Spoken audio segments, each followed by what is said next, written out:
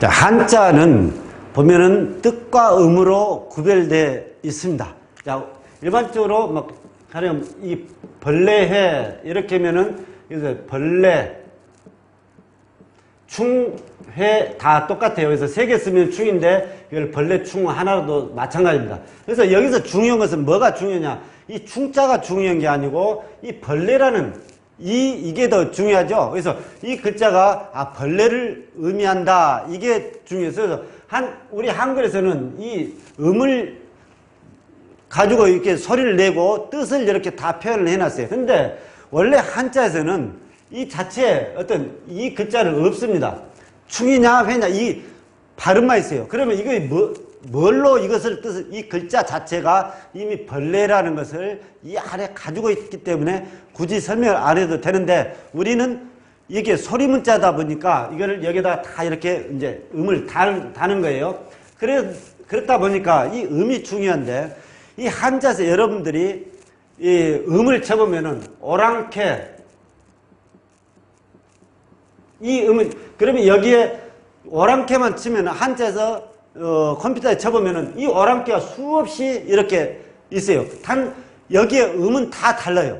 그러면 여기서 중요한 것이 오랑캐가 중요하다고 했는데 그 뜻이 전부 다 오랑캐예요. 그러면 어떤 오랑캐를 갖다가 이게 접목을 시킬 것인가 이 부분을 한번 살펴보도록 하겠습니다. 그래서 이제 음이라는 것은 왜 어떤 것인가, 왜 이렇게 만들어지는가 이 부분을 이제 살펴보는데요.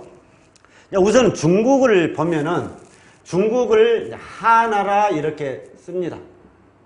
여름 하자를 써요. 원래 중국 이 하자는 이제 고대에 나오는 다음에 이제 살펴보도록 하고요. 이 여름 하자를 중국 클하 이렇게 해서 이제 쓰는 글자고요. 지금은 중국이 이제 여기서 뭘로 바뀌 이제 화자로 이제 빛날 화로 이렇게 해서 이제 쓰는 글자. 여기 중국이 이렇게 있어요. 그러면 중국에서 봤을 때 동쪽을 뭐라고 했냐? 동쪽에 있다고 해서 동이족, 그래서 동력동에 이자를 써서 동쪽에 있는 이런 민족 이 말이에요. 표현을 이렇게 했어요. 자, 여기 위에는 북쪽이니까 당연히 여기는 북적, 북녘 북의 이 적자예요. 자, 이 적자를 쓰고 우선 네 군데만 이렇게 살펴보도록 하죠. 여기는 이제 서쪽이니까 여기는 장창용자를 쓴다. 이제 서룡. 여기는 남쪽이니까 여기는 당연히 이제 남쪽에 있는 남만.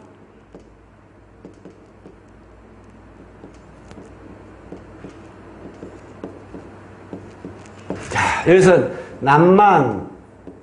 이게 끝이에요.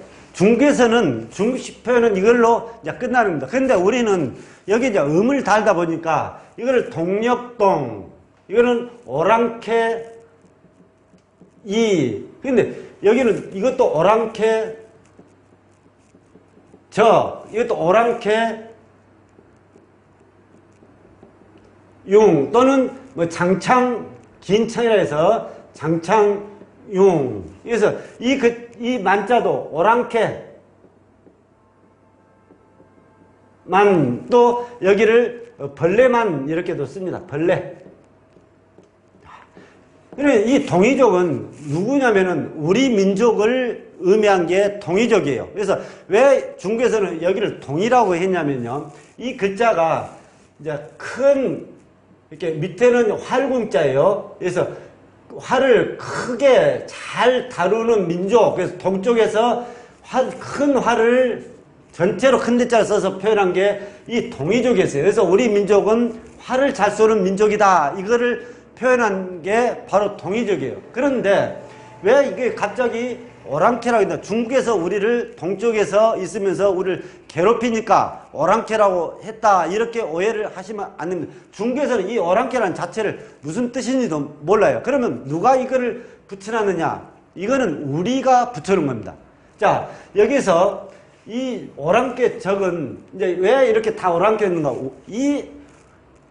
오랑캐란 단어가 어디서 나오기 시작했냐면은 그 전에 오랑캐가 없다가 세종대왕 때 처음 이렇게 이제 나오는 용비어창가에 오랑캐란 단어가 나와요. 그래서 용비어창가를 보면은 이제 그 시로 되어 있잖아요. 그래서 1장, 2장 쭉 있는데 1장, 2장 여기에서는 중국을 이렇게 찬양을 해놓고 이 제4장에 들어가면은 여기에 처음 오랑캐라는 단어를 씁니다. 그때 당시 세종대왕 때 한글을 이제 만드셨잖아요. 그것도 한글을 뭔가 표현을 해보기 위해서 한글과 한문을 섞어서 이게 표현한 게 용비어창가였어요. 그래서 여기에 이 자는 이렇게 쓰여져 있는데 이거를 뭘로 표현할 것인가. 그래서 음은 반드시 달아줘야 되겠고 그래서 거기에 오랑캐라는 단어가 처음 나옵니다.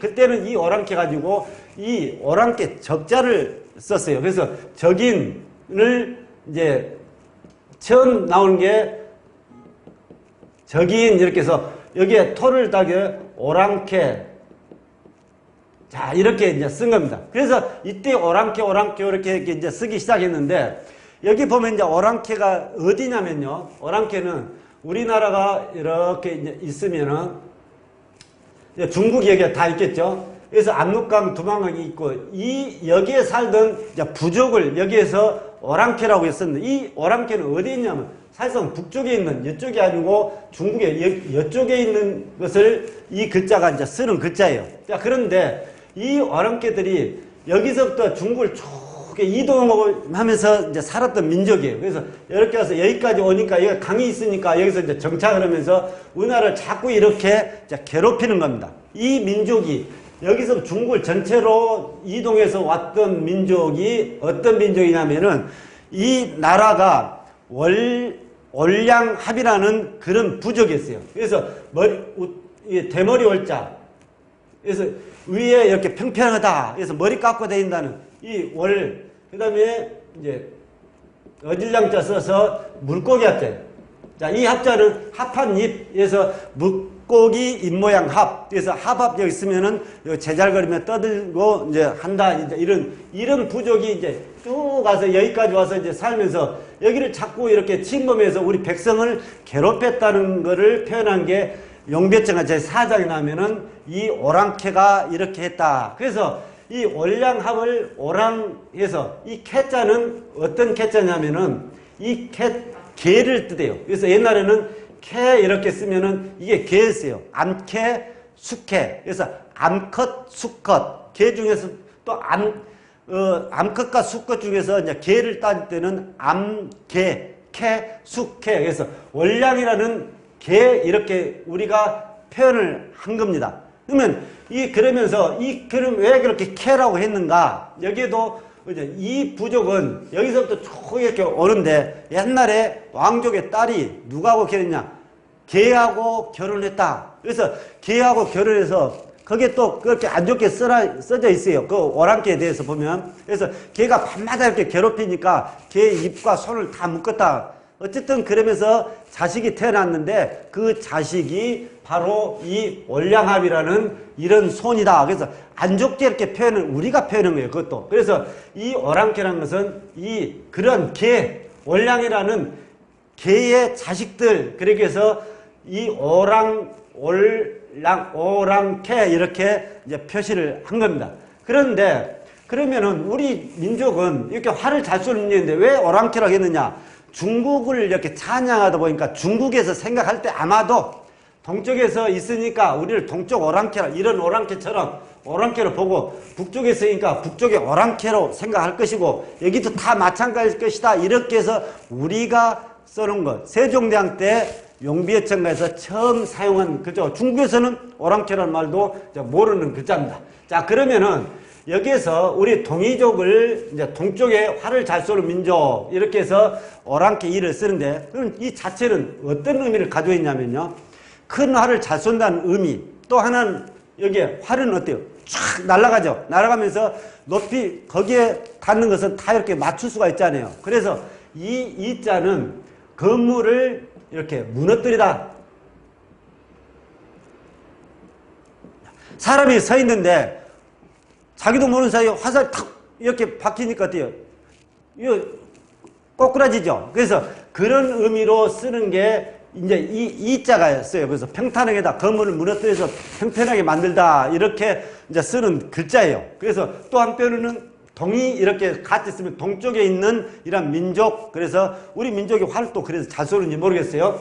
그래서 이 글은 이렇게 이제 쓰는 글자입니다. 그래서 만일에 이 글자에 다른 쪽하고 써서 이게 평평한 평 쓰면은 이평 이렇게 건물을 무너뜨리듯이 무너뜨려서 평평하게 했다 이런 뜻이에요. 그러면은 완전히 건물을 초토화시켜버렸다 상대편을, 이럴 때 이자를 쓴 글자다 이제 이렇게 하시고, 여기는 이런 의미를 가지고 있다. 그래서 이 중국 입장에서 우리가 써놓은 어떤 글자다. 이거는 이제 우리는 북적, 여기는 이제 북쪽에 있는 이 적자는 왜 이렇게 쓰냐면 우리는 추우니까 이렇게 이거를 큰 개견, 그래서 큰 짐승이 또 불화예요. 그래서 불과 같고 이렇게 사나운 짐승, 이것을 적이라 해요.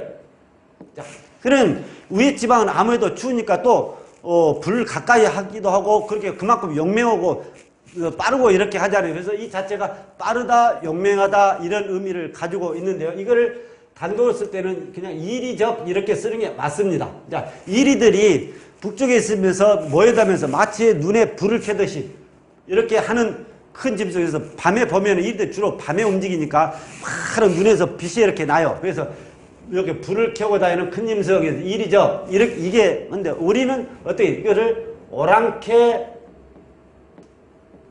적 이렇게 씁니다. 그래서 중국에서 이 적자를 많이 써요. 적인 걸 할 때도 이 적자 써요. 그러면 이 북쪽에 부족에서 이렇게 갈라져 나온 손이구나 이렇게 이제 짐작을 해도 되겠죠. 그래서 이거는 이제 그런 의미로 쓴다. 그래서 이거는 오랑캐적, 우리가 쓸 때는 이제 시험 볼 때는 오랑캐적 이렇게 써도 되는데 그 내용은 이렇게 용맹하다는 부족. 그래서 이 부족은 춘추 시대에 전국시대, 이게 7개로 이제 나올 다음에 진나라가 되잖아요. 그 전에 있던 하나의 부족이 있어요. 그래서 BC 기원이 아니라 7, 8세기 전에 북쪽인 용맹한 이렇게 사나운 이러한 대표적인 민족이 이 북적 이렇게 쓰는 이제 글자입니다. 그래서 용비어천가에도 이 적자를 써서 오랑캐다 이렇게 쓴 겁니다. 왜 그러냐?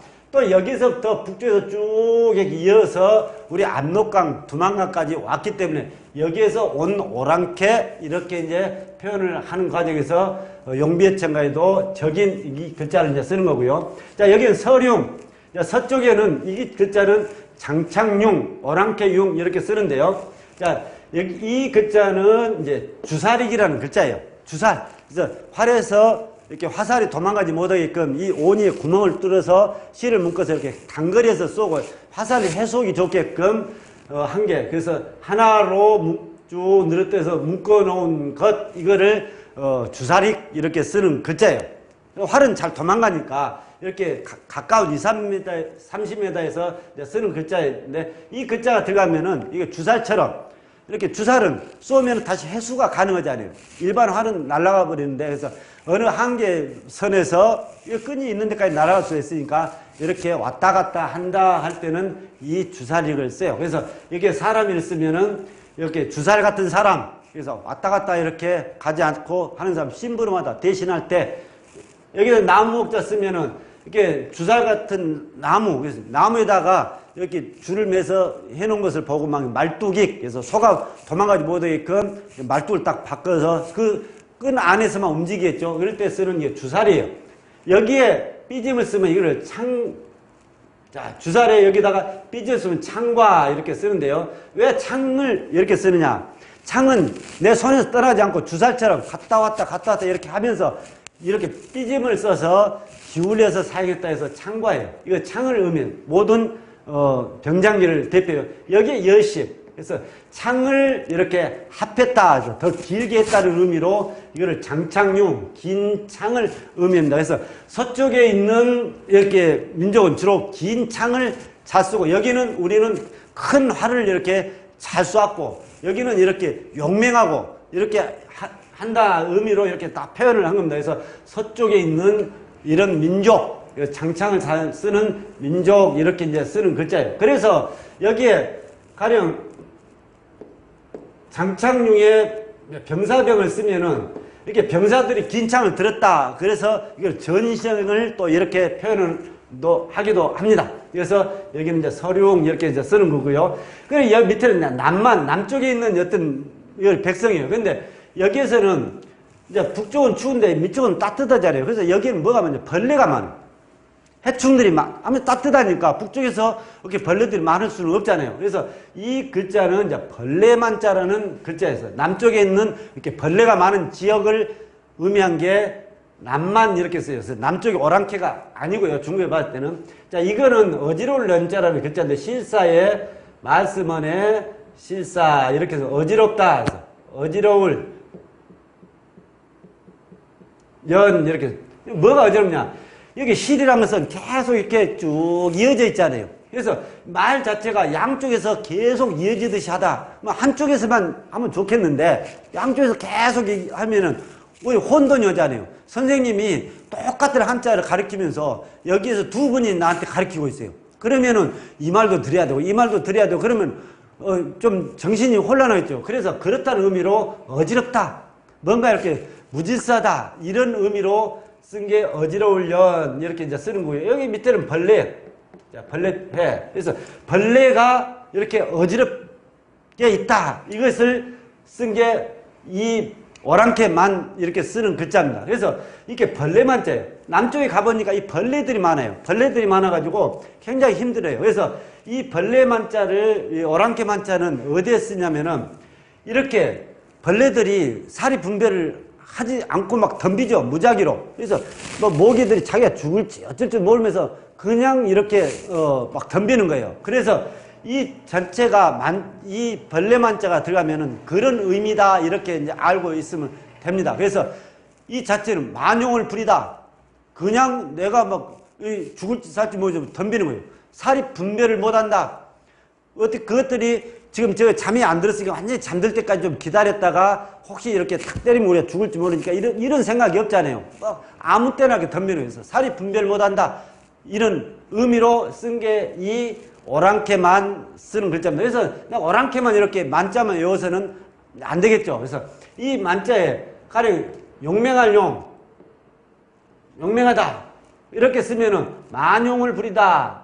그래서 이 용맹 자체를 사리 분별도 못할 정도로 이렇게 행했다. 만용을 부리는 거. 그래서 괜히 절벽도 안전하게 이렇게 노프를 타고 이렇게 안전하게 가야 되는데 이 정도면 내가 뭐 할 수 있어. 괜히 만용을 이렇게 이런 벌레처럼 이런 행동을 해버리면은 큰 화를 당할 수도 있잖아요. 그래서 이 만자는 이제 그런 의미로 사용되고 시험 볼 때는 그냥 이렇게 오랑캐만 이렇게 쓰면은 이제 답을 맞다고 하겠죠. 또 그렇다 해서 이게 벌레만자로 썼다고 해서 이거를 틀리다고는 하지를 않습니다. 그래서 이렇게 해서 한자는 그때그때 그 지역에 맞춰서 모두 이렇게 뜻글자화 시켜서 이제 사용한다. 이것만 아시면 되겠습니다. 수고했습니다.